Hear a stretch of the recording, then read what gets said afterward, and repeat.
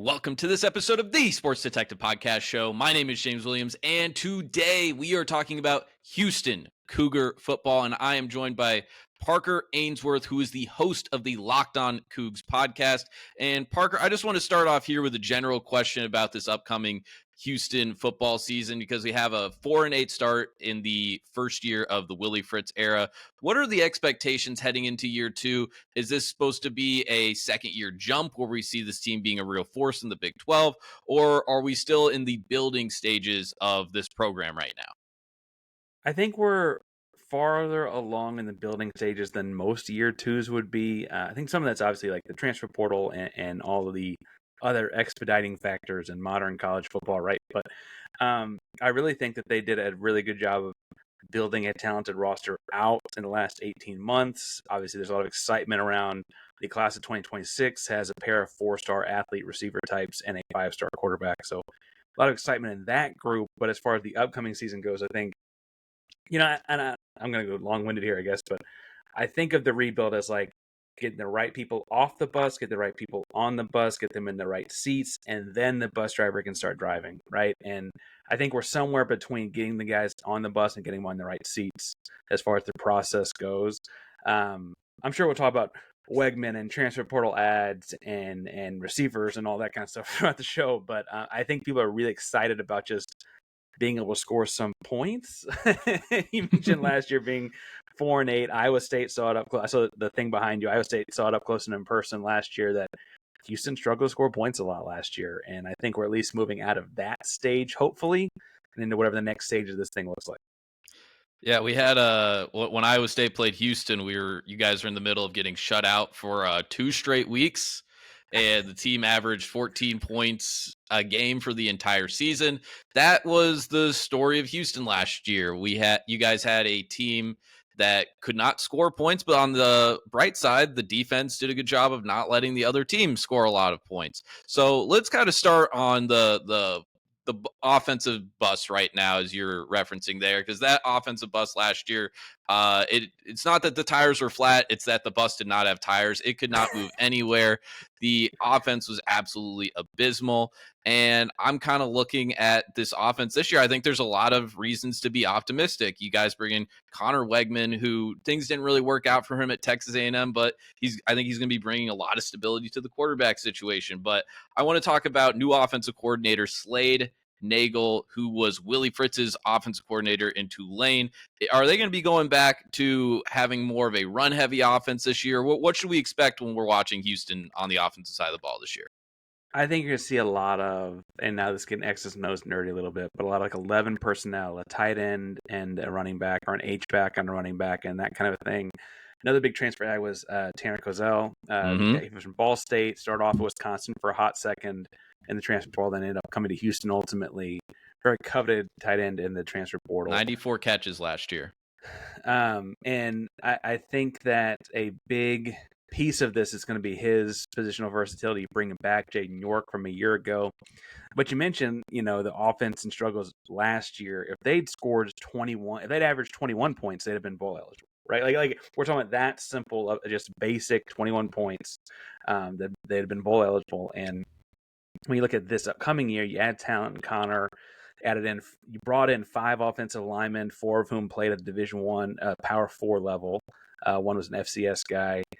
And you think that that's all shaping up towards more of an offensive mindset.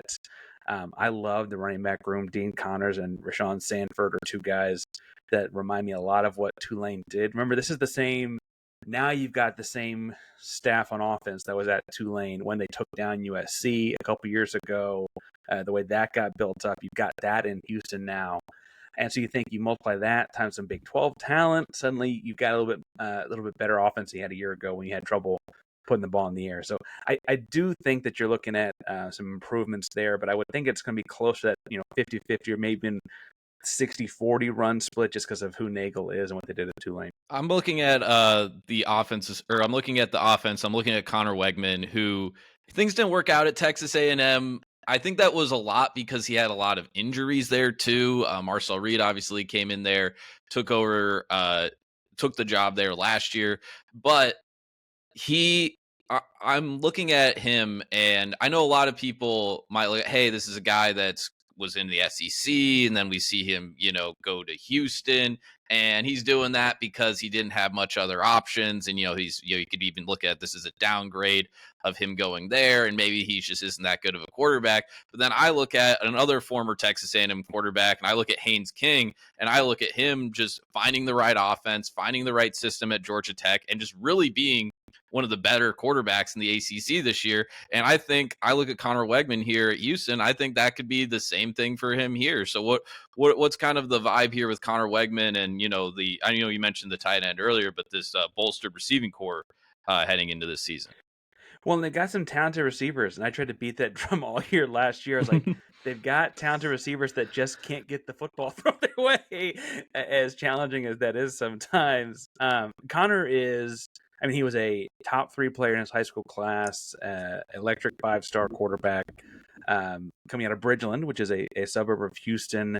Went to A&M, and he did, played a couple games his freshman year, and then a sophomore year he gets hurt, and then gets the medical red shirt, comes back for another sophomore year, and gets hurt again. And we find out in January he was playing through an injury that ultimately required some pretty serious medical attention, but tried to play through it because he was like, I just can't sit and watch another year of football.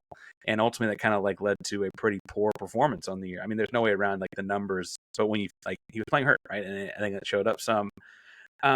If Houston can get something, out of the offensive line and keep him upright, I think they have a chance to score a lot of points this year because he does have some tools. Yes, he has been banged up, and so that leads to questions about this, questions about that, but he's got pretty good touch over the middle.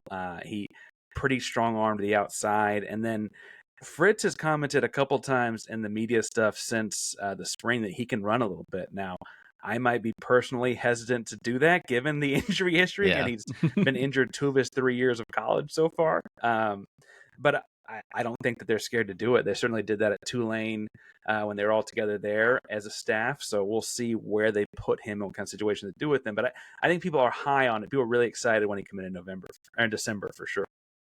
Well, we talked to a guy that was covering Texas A&M last week, and a big thing in that conversation was with their side of the offense over there, the receivers could not get open. And if you look at Texas A&M's roster heading into this next season, they added in a bunch of guys that can really get out and run and have a lot of speed. So Connor Wegman, in the situation he had at Texas A&M, I don't know if he actually ever had a fair shake out there, and I don't know if he was ever in a really good situation. So even though you don't have the quote unquote SEC power, all of the guys that have the high star ratings on this Houston team, I actually think this is a better offense for him to succeed. And talking about the wide receivers, even though you guys have a few guys coming back, you guys also are adding some more talent. You got the guy from UAB, the guy from Louisiana. Do you want to tell us a little bit about these guys and how they're going to affect the offense? Yeah, you mentioned Harvey Broussard and Amari Thomas, 2 transfers in last spring, did a lot of good things in the spring football practices, and they did a scrimmage in the spring. It wasn't quite a live game, but there was full contact on the outside. Both guys, remarkable athletes. Harvey Broussard's really fast, really, really fast. A guy that was impressive in the spring too, that I think people are, and not just because he came on my show recently, but Kobe Young was a 4-star receiver out of state Louisiana, and top receiver in that state as a high school 2024 kid. He came in and had to have he played 1 game for Houston last year, had to have toe surgery. And so you're hoping, with a healthy year for him, you get the same kind of 4-star prospect there as well. And he's got a lot of wiggle to him. He might not be the same kind of track speed as Broussard is, but a lot of the wiggle. Stephon Boogie Johnson is kind of the lone returner in terms of a bulk. He and Mekhi Muse have the bulk of the catches returning from last year. Boogie, I think, is most famous for the Hail Mary he caught to beat West Virginia a couple years ago, but he's more than just a deep threat. So I think we'll see some of that this year as well. So lots of talented options out there. Houston's always, when they've been good, had electric wide receivers, right? We think of the 2015 team that went 13-1. You go back to the Case Keenum days, they make plays on the outside when they're really humming in Houston, and Tank Dell more recently, I guess, in that. So I think there's some guys that can catch the football out there.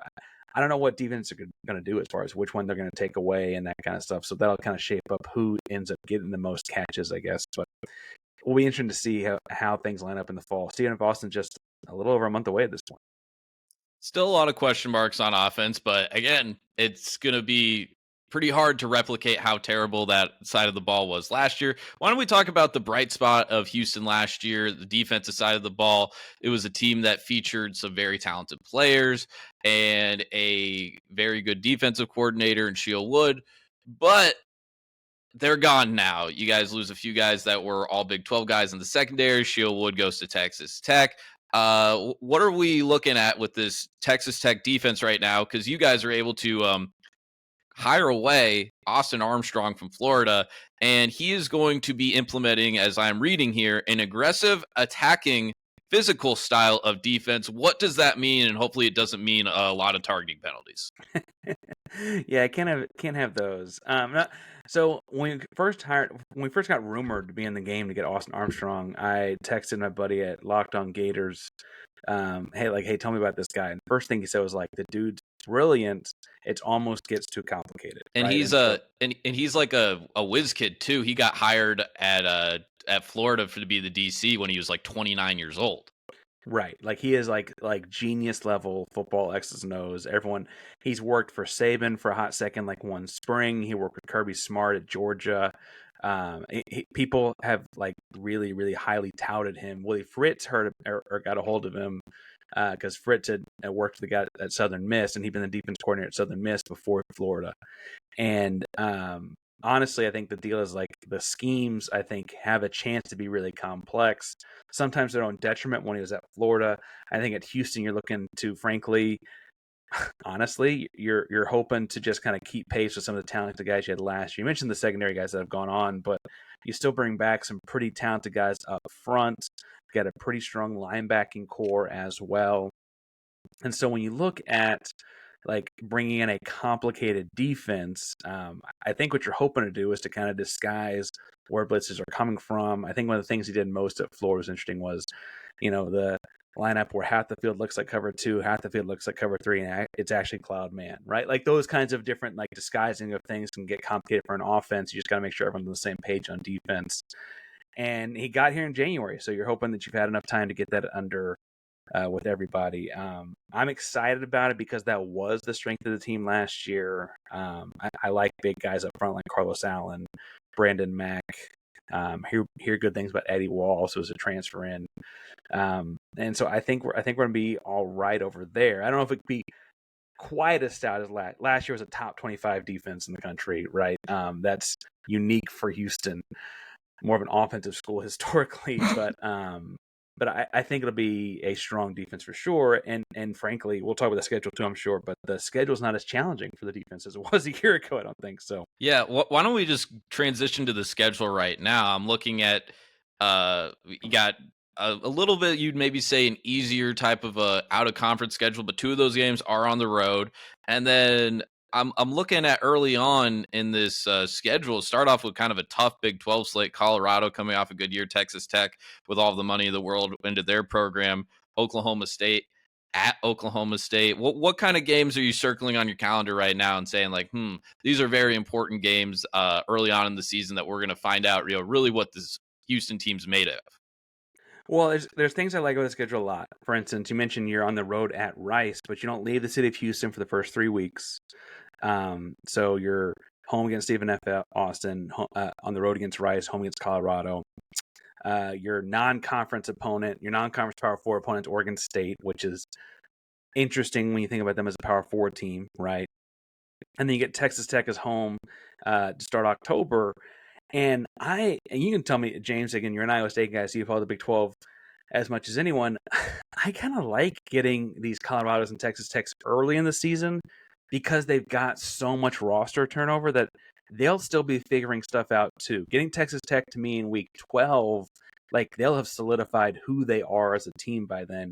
Getting them in week 5, you're potentially seeing a team that's like figuring out which receiver gets the ball most, and you're potentially figuring out a team that, quarterbacks and I guess Baron Morton is like trying to figure out what his tools look like. It's mentioned Sheil Wood is now at Tech. That's only going to be his 4th or 5th game with them as a like. You're hoping to catch him early in the season. They're still figuring stuff There's a out. lot of question marks with Texas Tech. 2 new coordinators, a bunch of new offensive linemen, like new pieces all over the place on that team. Well, and if you catch them week 5, you might exploit some and catch them growing in that point, as opposed to if you catch them November 22nd, like they might have figured it out by then, right? And so I kind of like that. I will say on the schedule, and it pains me to say this because they're in state and because we don't like them and all those kind of things. Baylor at the end of the season in Waco could be scary, and that's maybe you tell me what you think. Now we're talking Big 12 football. You know this like I do. I think Sawyer Robertson's really good, and I feel like that's a team like Baylor could be looking like, hey, if we beat Houston on November 29th, we can go to the Big 12 championship game. They may, because of the quarterback being so talented, he may be putting them on his back in that way, but they might really be like that. But yeah, Baylor. We had Scotty Swingler on the show 2 days ago, and he's already on the hype train of Sawyer Robertson. He thinks he's going to be a first-round quarterback. He's all in on him. Really hyped up about Baylor. Baylor too was a team last year that I remember watching them in back-to-back weeks. One against Colorado, where that was the ultimate choke job of a game, where they give up a Hail Mary in the last second, and then in overtime, Travis Hunter punches the ball out. Goes into the back of the end zone, touchback. Colorado steals that game. And then I saw them play my team in Ames, and Iowa State just beat the crap out of them. And after that game, I was like, oh, Dave Aranda is going to be selling his house within like before this month ends. Before October ends, Dave Aranda is going to be selling his house. He's going to be trying to be a defense. He'd probably be the defensive coordinator at Texas Tech right now. And then they turned it around. They went on a 6-game winning streak to end the year, and they were like, if they were like one of like the 7 or whatever Big 12 teams we had at the end of the year that somehow with weird tiebreakers could have been playing in the Big 12 championship game. But I mean, too, you have the Arizona back-to-back too. I think it's probably better to play Arizona State at Arizona State late October versus I guess it doesn't really matter with the heat with you guys. Sorry, I've got the northern brain. Well, no, but I will say it's a different heat, right? The desert versus like it is different. So getting them, and the Big 12 has already kind of put some eggs in that basket. They've got the WWE thing happening Friday night before Houston plays in Tempe on Saturday, and so they're kind of hyping that up some. I think really because they want to show off Arizona State and Sam Levitt, but I think that's a fun one for Houston too. You mentioned Arizona State. Arizona State beat us, or Arizona beat us last year, but it wasn't great, and I would question that given they had a first round receiver. I think the schedule outside of a couple games we've named though, like you get one of your big road games at UCF, and the Bounce House is a tough place to play, I guess, but you get West Virginia at home. Oklahoma State had a rough year last year, and I don't think there's any seat hotter in this conference than Gundy. I say to say I think the schedule is much friendlier this year than I thought this time a year ago. Now, some of those teams from a year ago didn't pan out like we thought they would, but I think that this schedule seems kind of Houston friendly in a weird way. Well, that's the thing with like the Big 12. I've been so like I feel I'm a scorned lover with the Big 12 right now because heading into last year, every team that was supposed to be good sucked, and then every team that was supposed to be bad was good. Like the teams that were literally, these are the teams at the bottom of the conference. It was Arizona State, BYU, Colorado. Those were all supposed to be teams in the bottom quarter of the conference, and then all of them are like 9-3, 10-2 type of teams. And then Utah's a disaster, Oklahoma State's a disaster, Arizona's a disaster. So I keep looking at all of these Big 12 schedules when I keep talking to every single team, and I'm just like, I don't know. Could Oklahoma State be this 10-win team? I don't know. I mean, the only thing I'm like kind of certain about is like I still don't know about Arizona.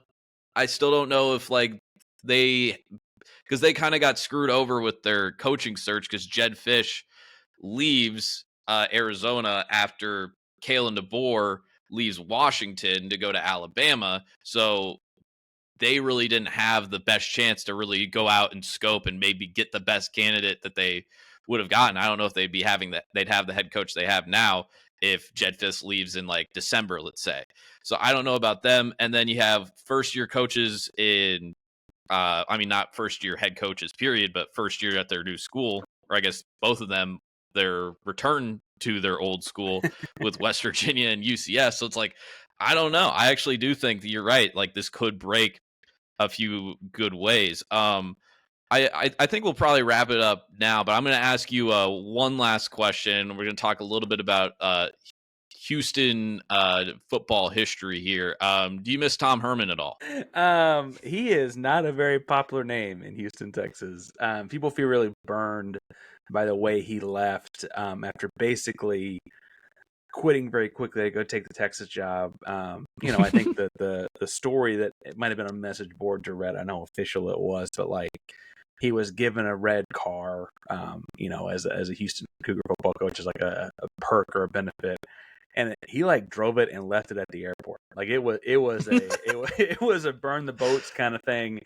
And he very much burned Houston in that way. And frankly, I think the reason it really hurt was because it felt like he was kind of building something. Houston gone 13-1 in 2015, gone to the Peach Bowl, beat Florida State in the Peach Bowl. Had an injury, so that the next year wasn't quite as strong, but you were recruiting big time in the city of Houston. Ed Oliver was going to stay home and play for him, and Ed Oliver ended up still coming to Houston, but things really felt like they were spinning there in the right way for a second. Derek King was a big time recruit, right? It was going to come play for Herman before leaving in also his own set of chaos, and so I think he's not very popular. Now, me personally, I don't hate him like others do. I think he took a job at Texas he probably never should have taken. I think he should have stayed at Houston and really built that up in a way that would have been a big deal. I mean, we saw this is not a basketball episode of the show, but Kelvin Sampson did that at Houston basketball and never left for the big opportunity. And look what he's turned Houston basketball into. I do think there's a world where Herman does that with Houston football, and I don't know. I think that's significant to say the least, but he left and he left a lot of people pissed off, and he went to Austin and then he got fired a few years later from that job too. So that's what he's taken 2 or 3 jobs since then, right? Though he went to IU or AU1 and then that flopped, and he's had a couple bombs. Yeah, former Iowa State offensive coordinator, as I remember him. I think of him as Ohio State, but yeah, no, you're right. He was there before. That's true. Yeah. We had a nice 6-6 season with Tom Herman until I remember him. The offense wasn't that good, but I don't know. I'll let you know how that worked out. You mentioned basketball there, so I'll ask the last question. Does Kelvin Sampson ever finally get over the hump with Houston and get the elusive national title? Because Houston it's always just so close, and they just can't do it. Yeah, the Phi Slamma Jammy years, everyone thinks about Valvano running around, but that buzzer beater was to beat Houston, right? Yes. Look, man, they were 60 seconds away from it last year. And I said 60 seconds like if they played 60 more seconds, they could have got it back. The last 60 seconds were, bad time to have a couple turnovers. I think they're going to be really good. We'll talk basketball later when basketball comes around, but I think they're really good this year. They returned 3 of 5 starters from last year. At one point, the current class, the 2025 group, was ranked number 1 in the country. I think after a reclass or 2, that's shifted some, but guys that project to be top 10 picks in the NBA draft next year, like I think it'd be really good. I will say one encouraging thing about building Houston Cougar basketball program is that Duke went to 7 Final Fours before they won their first one. Houston just finished their 7th Final Four without winning one. It's not impossible to build it from there. It's not like you're forever the bridesmaid at that point, but it was pretty gutting, actually. If you want to watch I didn't quite cry on screen, but if you want to watch my tears, you might watch the post game on that one. That was rough. If you enjoy people's misery, you could go look that up on the Locked On Cougs channel. Yeah, I remember when you guys joined the conference, I was like, oh yeah, you guys can't compete in the Big 12, and then just immediately win it right away. And I was like, oh, turns out they're actually a really good program, and Kelvin Sampson really a good coach. Yeah, I think you guys get there eventually, but sometimes the heartbreak makes the win even better at the end. So Parker, this has been amazing. Do you want to tell us where we can find all of your work, and then we'll head out of here? Yeah, Locked On Cougs, daily podcast, Houston Cougars, mostly football and basketball, but a little bit of the other stuff too. wherever you get your podcast, YouTube, etc. On social media, I'm at Painsworth512, like Parker Ainsworth, Painsworth512.